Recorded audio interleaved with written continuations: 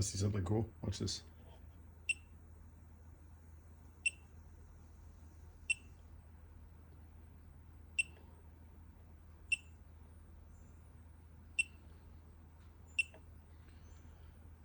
So that's calibrated decently well, at least for the 9 to 14 volt range.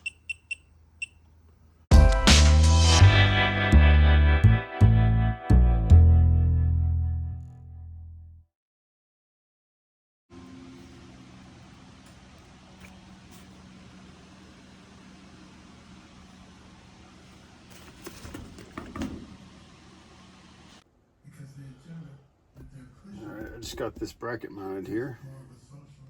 So I'm looking for the right way to arrange these. This is mounted here, and I have these two wires that are just dangling under the dash for a long time. So I checked the ground. The ground wire appears to be connected to chassis ground. This gray wire might be switched to the power supply. So I've got the multimeter hooked up here. There appears to be a little bit of voltage on them right now. I don't know if I should trust that or not. Let's see what happens if I switch the ignition on. I should see 12 volts here, I think. And I'll see jack squat.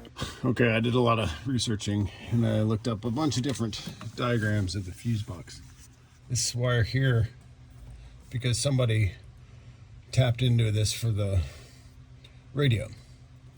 That's what all these wires are for. That green wire goes to a speaker, which I'm going to ignore for now. I don't even know where that speaker is. Okay, so I've bent the wire around here. That's on my ground. Now I'm going to turn on the ignition. Let's see what we get. Yes, sir.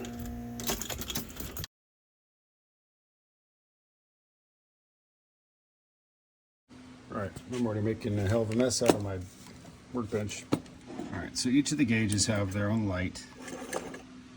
And I can tell these bulbs are something that'll just eventually burn out. So now that I've got my switched power lead and my ground lead established in the truck, I can just twist tie all these together and probably tape them.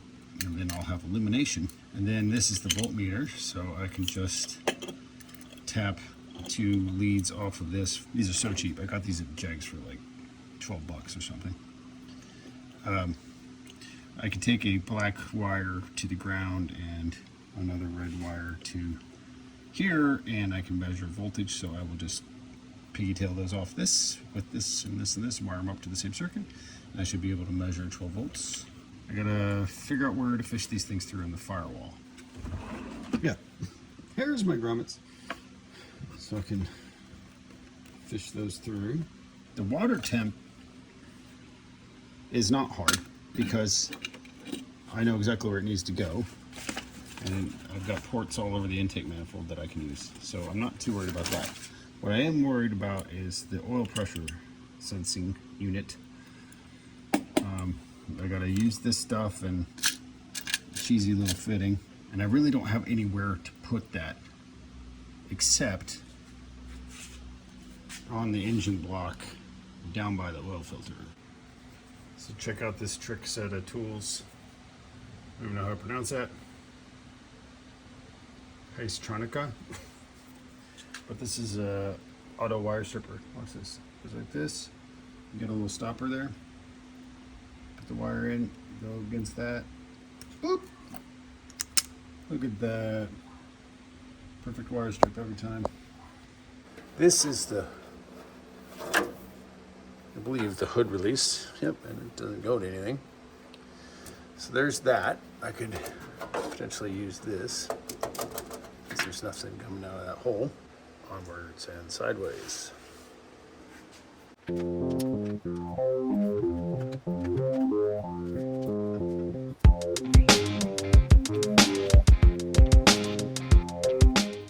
Okay, so I used that hole there that went to this. I thought this was the hood release. I don't know what the hell this was. Whatever. So I came out of there for the water temperature sensor. So it goes over this bracket for the brake booster behind that wiring terminal and the wires in it behind my throttle cable underneath the PCV valve, and then they'll go right there. So I'll clean all that and tidy it up and make sure it's nice and tight and tidy. And then I fed the tubing through there. I'm going to leave some slack here to drop down there to go to the bolt above the oil filter.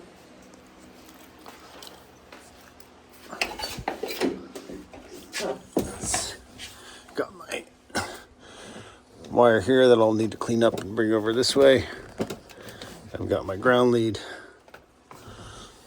I've got my first, that's the water temperature gauge in there. I have to have that in there because the tube that goes to this gauge is permanently attached to it, and so that's where it's going to reside for now. And then, how do I get my tubing here? Here's my tubing.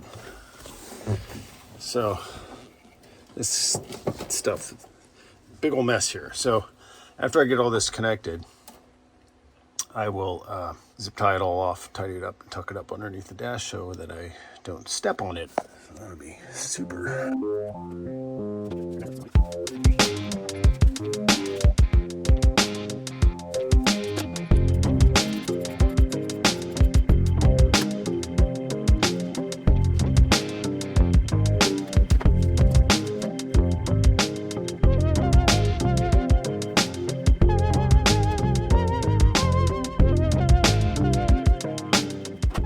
Okay, I got the truck up. That little port. Sauce is hot. That's right up here above the oil filter. See it?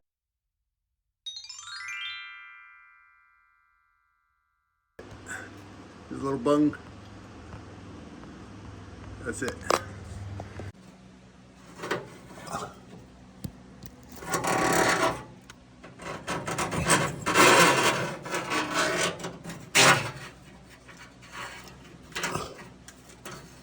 Got it. This is one of my favorite tools. I remember when my dad got one of these and I just kept playing with it. So when I first started getting my own tools, I'm like, I'm gonna buy a grabber. It's the next morning, so it's not hot anymore. So there it is. So that's a 7/32 plug. Looks like it's stainless. Right above the oil filter. So I'm using one of these. So this is what came with the kit. There's a little MPT fitting here that I'll need to put Teflon tape on, thread it into the block. And then once that's in, this and the ferrule, put the nut and the ferrule on the line, tighten that up, get it attached to the block, and then I can concentrate on the interior of the truck.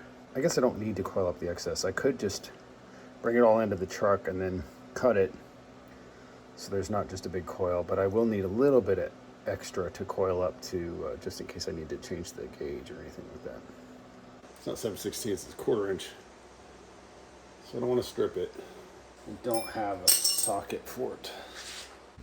Okay, so we need a 9/16 for the first adapter fitting. 9/16 for that, and then a 7/16 for this one threads into this one, and then the nut and ferrule will go on that one. All right, so hopefully that's all good. So I'm gonna drop the truck down, take these jacks out, and get back inside the cab and try to finish off these gauges. Double check and triple check. Anything under the car? No. Okay, we're coming down. Stupid. I'm gonna pull this out first. Dummy. All right.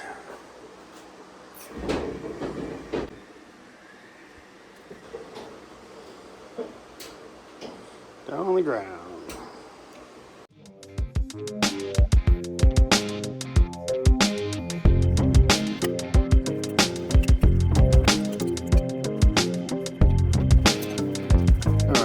I've got everything wired up. It's not that pretty. But for now, it's just, we're gonna test it out. I gotta clean up these wires and tubes and hoses and all that crap, but I'm gonna try to start it and see what we get.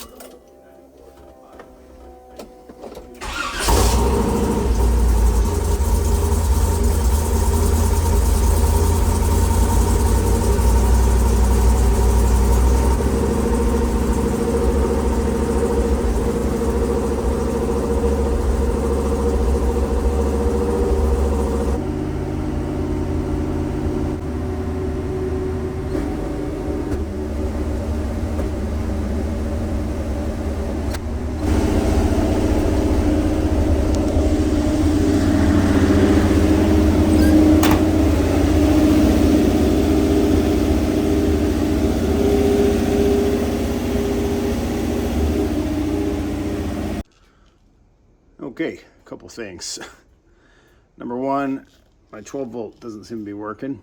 The voltmeter's not reading and the lights aren't on, so either the ground isn't working or the positive lead isn't working. Number two,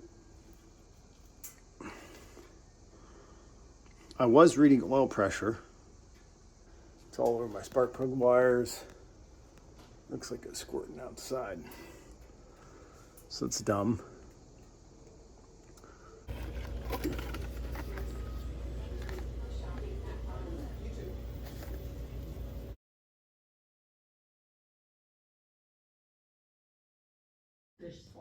All right, I'm trying this method.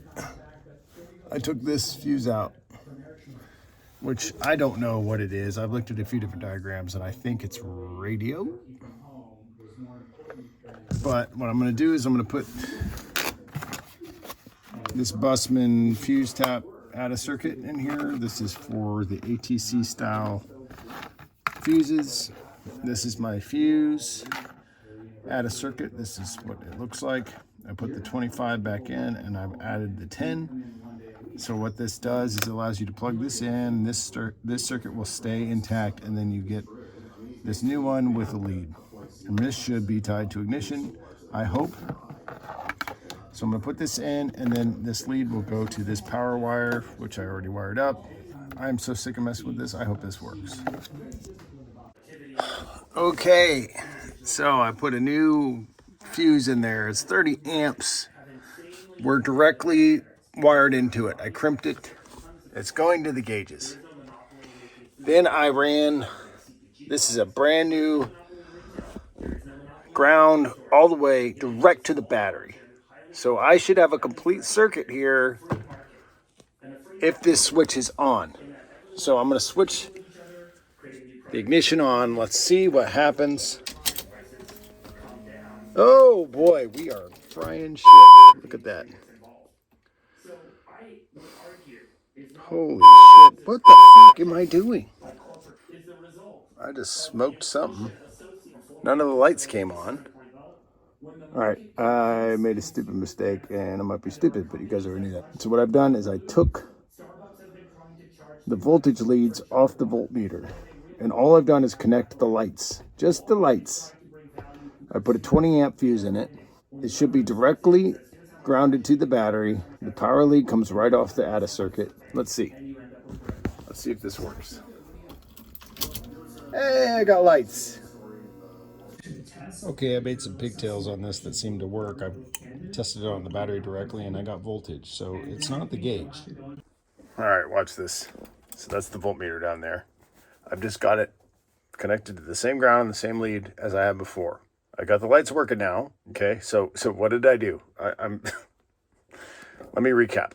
I had the grounds, all 4 grounds connected. So there was light 1, light 2, light 3 ground, and then the ground to the voltmeter, all connected with a wire nut. And then I had 4 positives connected. Light 1, light 2, light 3 positive, and then the positive lead for the voltmeter on that same circuit, which is all connected to the switched circuit. Here, what was happening? Well, when I turned that on, none of the lights worked, and I like kept blowing fuses, and you saw the thing smoke.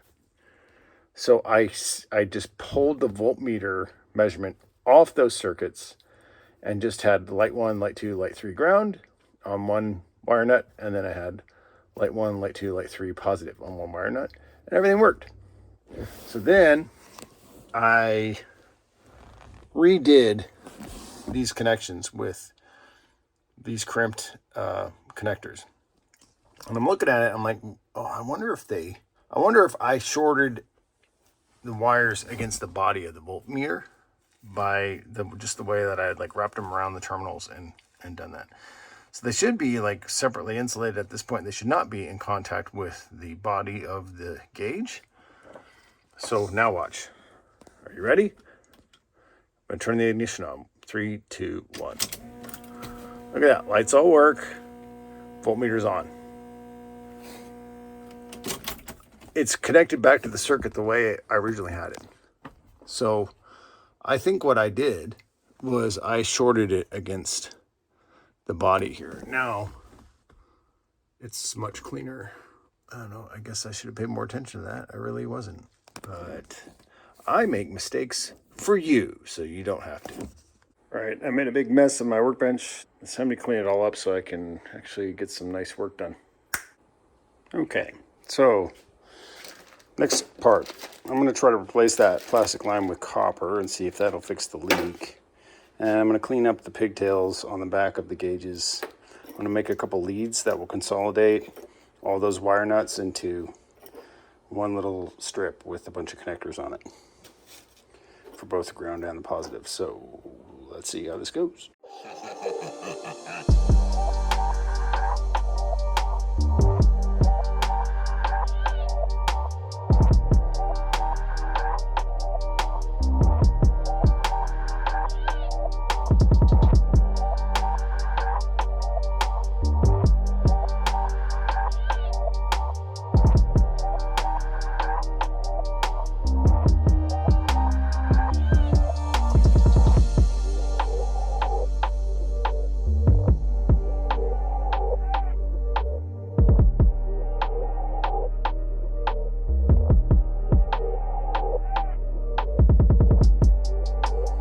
Okay, just in case you weren't following what was going on in the time lapse there, I now made basically a little wiring harness for the gauge cluster. All of the lights are now able to be detached and reattached if they burn out. This is the single ground line. This is the power line. These two ends here go to the voltmeter. These two ends here go to the chassis wires. This red wire goes to the ADA circuit that I just put in the fuse box, and I'm going to run a ground direct from the battery.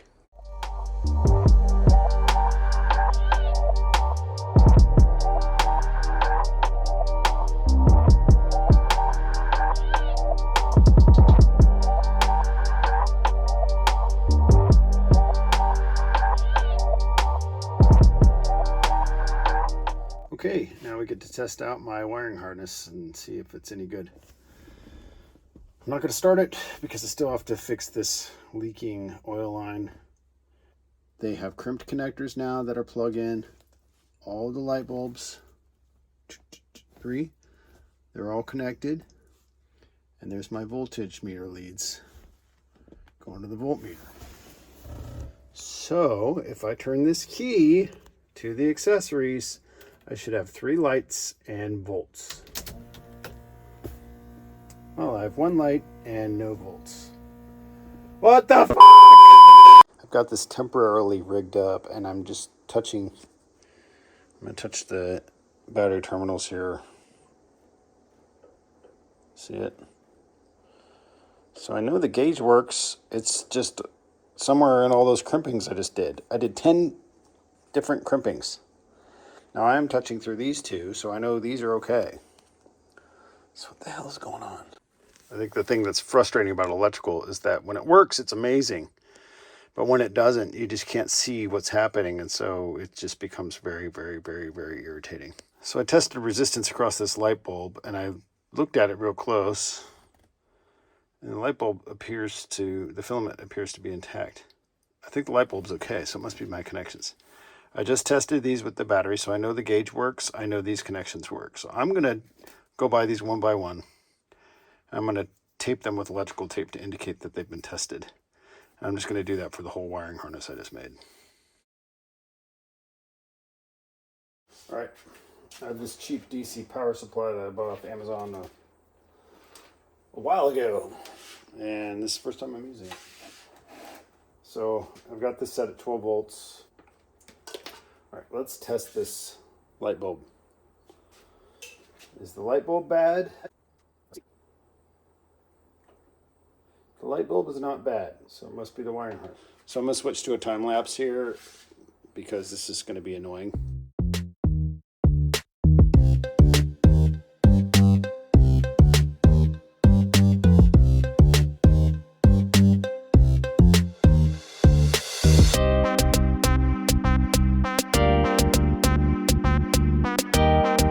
These connectors suck. And I'm about ready to just give up on all of them. It's the connectors that are the problem. Let's see something cool. Watch this.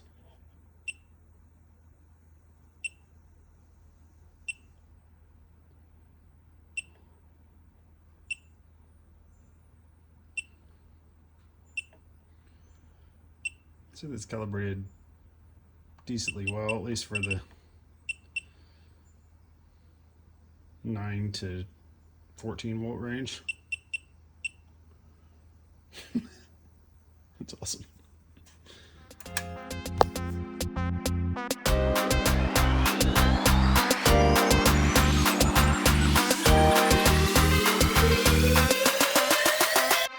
So this is a different kind of connector now. This is DC 12 volt.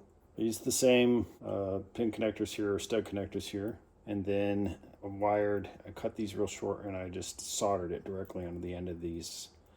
So this wiring harness has become a solid piece. So I'm going to do the same thing. I'm going to wire pigtails on each one of these. I didn't want to do this because it's just, these are too nice for these stupid lights. Like, these are incandescent bulbs. They're going to burn out eventually. But just fiddling with the connectors is so irritating. I just can't, I don't want to do it anymore. So I'm just going to have to sacrifice these. They're not that expensive. I think I got like a pack of 20 for like $8. So they're like 50 cents a piece or something. So when those lights burn out, what I could do is just leave enough room on them that when the lights burn out, I'll solder them here. I'll solder them like this, and when the lights burn out, I'll just clip them off and then use them again. I should have enough on there to resolder some new stuff. So everything's soldered now. These lights are soldered to a pigtail with these nicer DC connections. So I've connected to the very end of this lead. This lead has the 4 lights and the voltmeter on it. So I'm going to turn the power supply on, and let's see if the voltmeter goes on and the 3 lights go on. 1, 2, 3, and volts. So now I don't want to solder this directly into the car, obviously. So what I'm thinking is I'm going to use these. These are interesting little connectors. They slide together like this. I found them on Amazon. So I can slide them together as a unit. What I do is to put the ground wire in there and the positive wire in there and snap them down, and then do the same thing on this. And then I have a way to disconnect from the car without leaving it permanently in there. All right, all the wire leads down there are way too long, but I'll clean all that up in a second. So everything's hooked up. I use this thing. Let's see how she does. Lights are on, voltage is reading. Low pressure building. Yeah. There's a few things to consider on this. You could run the switch circuit directly off your gauges, so that if you want to adjust your gauges, you can do that here and it'll affect those. The way I've got this plugged in right now, those lights are on all the time. Every time the car is running, they're on. So you might not want that. Of course, since I've got the voltage meter plugged into the same circuit, the same power lead, if I were to turn this down, I think it would turn down the voltage on the voltage thing too. So it is what it is. I'm just gonna leave it like this, and eventually those light bulbs are gonna burn out, and yeah, whatever. For now, I'm fine with it. I just need to fix the oil gauge line now.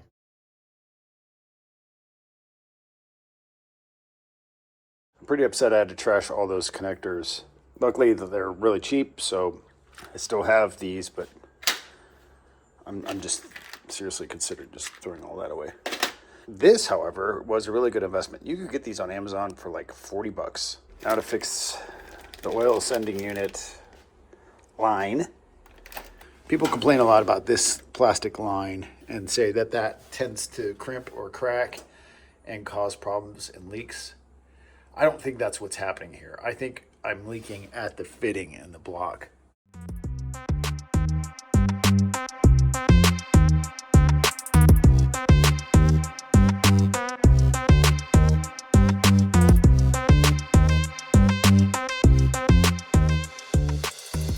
So I just got this off the engine, and you can see that the ferrule, which is this little guy that goes on the tube, that's supposed to seat on the tube. It didn't even seat. So there's one way to try to address this before you end up with the problem that I had, and that is to swage the tube on the fitting on the workbench here before you even try to install it, which is what I should have done, though it really shouldn't have been a problem.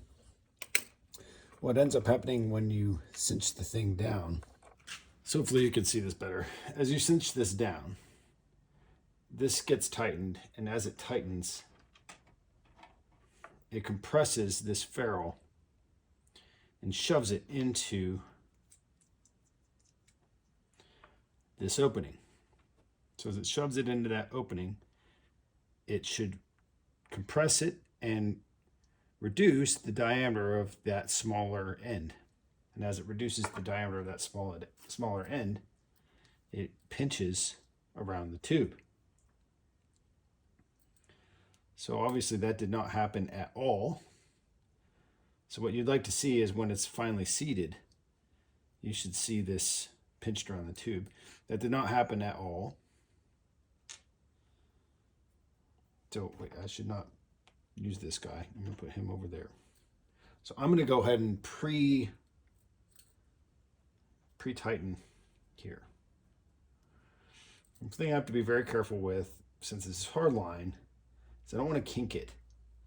It's very easy to accidentally kink hard line, which is probably why they usually put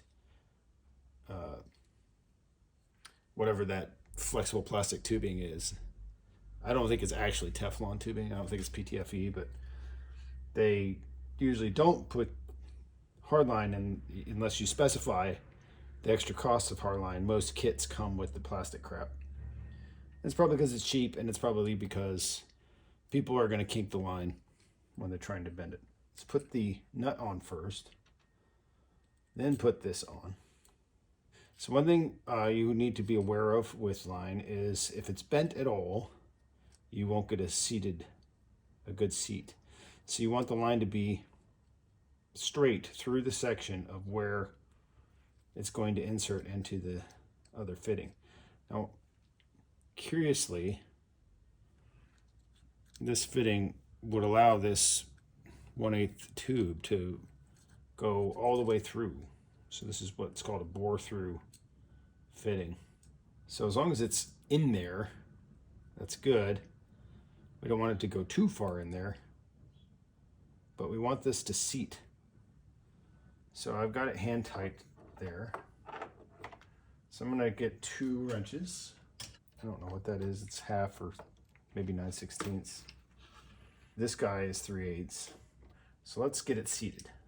So you should only have to do about 1 turn, Swage lock is get it finger tight and then do, I think it's a 1/4 turn, something like that. And that should I should get you seated, but let's see. Look at that. She's seated there. See? Isn't that nice? So that should not come off. So I should just be able to replace my line now directly with this. Assuming that the fitting I got on the block is just like this one, where it's a full bore through.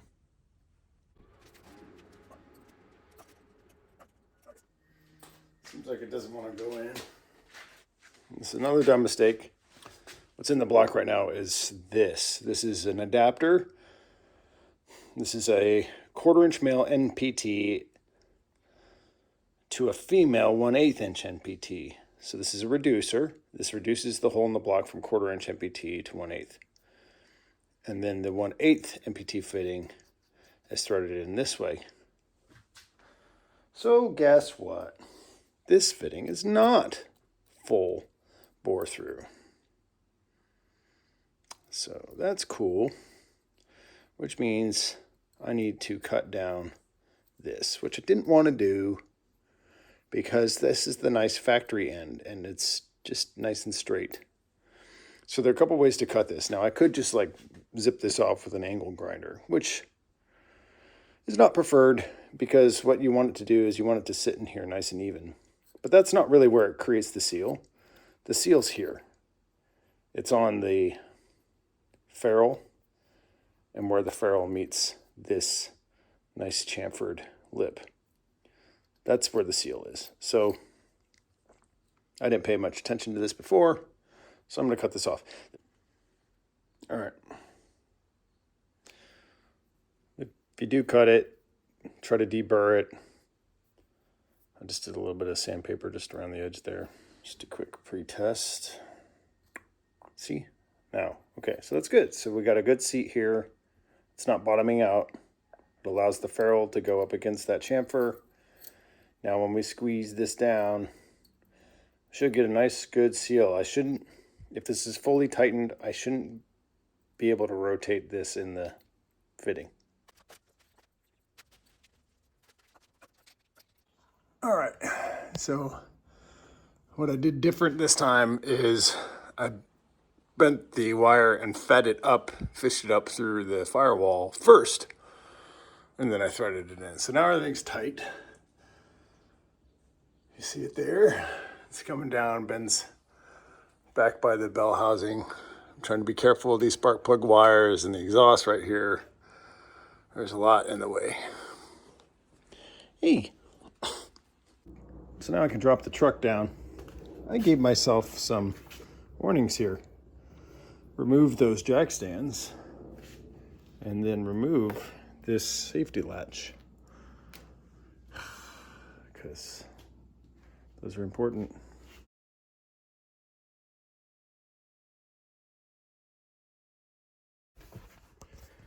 All right, lights are on.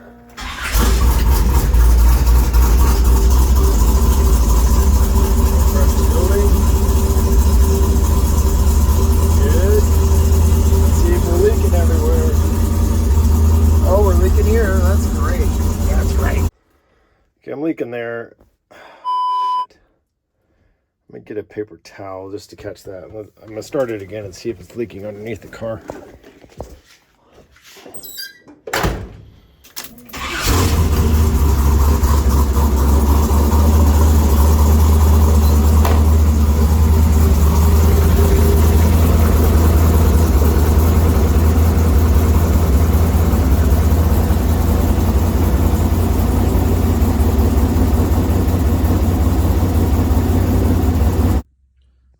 About these fittings is they're super cheap. The metal's really soft. I've never had that problem before where it cross threads so easily. It's not like I was cranking them on there with power tools or anything. I would just get them on there finger tight. They just strip. So that's part of the reason I was having so many leaks. It all works now, but I trashed all of these. So pretty disappointing. You know, I suppose I could have been a little bit more cautious, but I want to just say that for years, I worked with Swagelok in a laboratory environment doing high temperature, high pressure, like 3000 PSI testing, and I didn't have these kinds of problems. This is just cheap crap.